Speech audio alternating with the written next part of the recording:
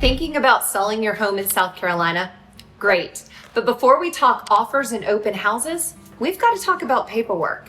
Specifically, the one document buyers will read in detail, and that is the South Carolina Property Condition Disclosure Statement. Hey y'all, I'm Holly Ann Simpson, your real estate guide right here in the Tri-County area of Charleston, Berkeley, and beyond. I help buyers and sellers make smart moves without losing their minds.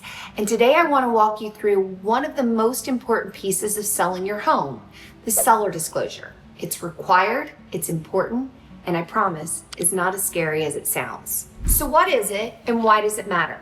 This form, officially called the South Carolina Residential Property Condition Disclosure Statement, is a mouthful, is required by law for just about every pre-owned residential real estate transaction. And that means whether you're selling a mobile home, a condo, a townhome, a ranch-style home, a historic home, it applies to you.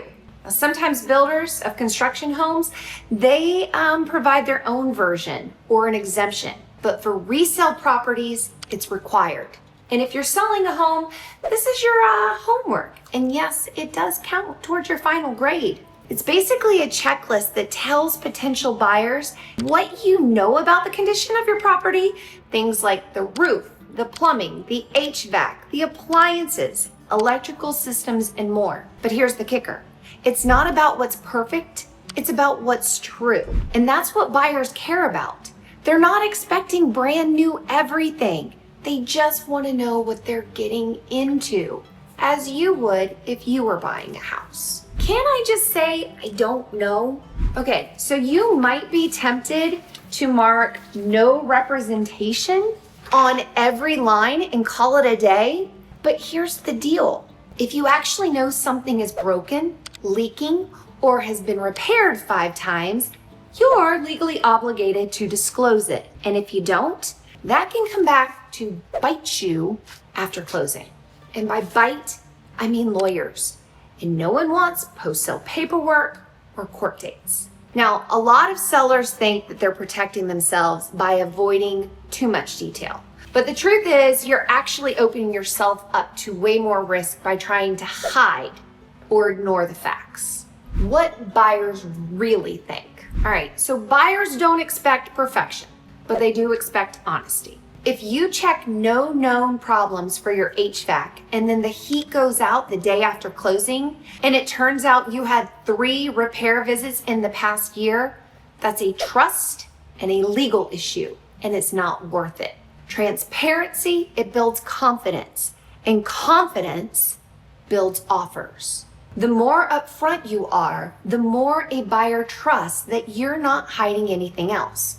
You're setting the tone for a smooth transaction, and that can translate to better offers, quicker closings, and less stress. So let's talk about a few sections that tend to confuse sellers. All right, roof leaks. If you patched it, say it. It doesn't have to be dramatic. HVAC. If it's older than Facebook or TikTok, mention the age and any repairs. Flooding or drainage issues. Did your backyard look like a pond last summer? Say it. Termites. If you treated for termites, great. Say so. It's a bonus, not a deal breaker. At least you took care of the problem. Plumbing, electrical, old house quirks. Put them in. Buyers appreciate knowing what they're working with. Be descriptive when needed. A little context can prevent big misunderstandings later. We all know that sometimes communication is key in life, in love, in real estate. Honesty is protection. This isn't just about doing the right thing. It's also about protecting you. When you fill out the disclosure completely and truthfully, it can limit your liability later. It shows you are acting in good faith, and if something does come up down the line, you've got your bases covered. Think of it like an insurance policy made of honesty. Buyers respect it, and it can go a long way in keeping things civil and smooth if issues come up during the inspection. Okay, so I don't want you to forget about the additional comments section. That is on page 5, all right? That's on page 5 here in section 10. This little blank section at the bottom of the form, use it. This is your chance to explain anything that didn't quite fit a checkbox. An example, we replaced a dishwasher in 2021 after a leak. No issues since. Boom. You've turned a potential red flag into a sign that you care about your home, all right? Adding even a sentence or two of explanation can build your buyer trust. And it gives you a voice when the form feels like it's nothing but a bunch of checkboxes. So I'm gonna give you kind of an example, okay? So let's say that you're a seller and your garage door doesn't close unless you hit the button 3 times. How many times should you have to hit the button? One, okay? And let's say that you forget to disclose that. And then walkthrough comes through, you're getting to the closing table, the guy's doing his final walkthrough, he goes down there and he clicks the little button and nothing happens. Who do you think's gonna be on the other end of the line? It's gonna be that agent calling and saying, hey, what's the deal? What's the problem? The door doesn't work. Well, you're thinking, oh, simple, just hit it 3 times. Less stress. It all could have been avoided if it had just been disclosed and communicated. It's always better to over-communicate than to risk losing a deal over something so small. And yes, the small things can and do matter. All right, so what happens if you skip it? Well, in South Carolina, skipping the disclosure isn't an option unless the transaction is exempt. And that's usually only for estate sales, foreclosures, and when the buyer is a close relative. If you're not sure, I'll help you figure that one out. But 99% of the time, you're filling one out. So let's just do it right. And let's be real. If you knowingly leave something off this form or lie about a major issue, it can open you up to consequences, even after the home has sold. If the buyer finds out you hid something like a leak in the roof, a foundation problem, you could be looking at lawsuits, fines, and a whole lot of stress that you don't need. It's just not worth the risk. So be honest, be upfront, and protect yourself and your peace of mind. Couple pro tips about filling this out. Number 1, take your time, all right? Take your time on this. I don't need this paperwork back in the next 20 minutes. Take your time.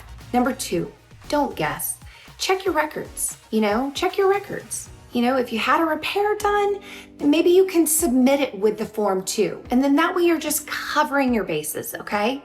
Number 3, when in doubt, say something. Just say something. Number 4, ask me. I can't fill it out for you, but I can guide you through it. And finally, don't try to make it look perfect. Make it look honest. And here's the one more thing that most people forget.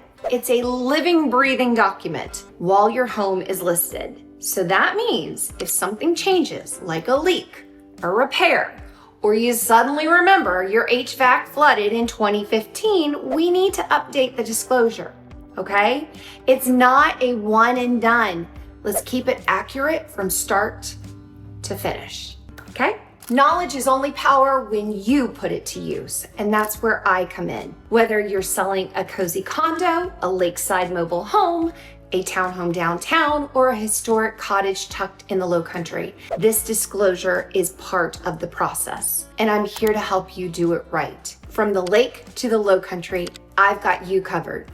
This is what I do. So go ahead and hit the subscribe button, check out my other videos for sellers, and when you're ready, book a call with me. Let's make your move the smoothest one yet, together. Thank you all for watching. See you next time.